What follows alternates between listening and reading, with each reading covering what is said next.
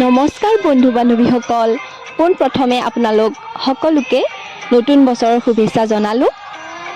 আমাৰ বহু দিনৰ এটা ইচ্ছা আছিল যে অগ্নিনাভ বাবাৰ ওচৰত আহি আশীৰ্বাদ লোৱা। ইয়াত আহিব পাই আমি খুবেই সুখী। বহুত ভাল লাগিল বাবাৰ দৰ্শন লাভ কৰি।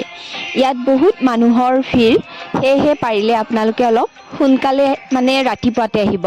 লগতে বাৰকেইটাও চাই আহিব, কাৰণ বুধবাৰ আৰু শনিবাৰে মন্দিৰৰ দুৱাৰ বন্ধ থাকে।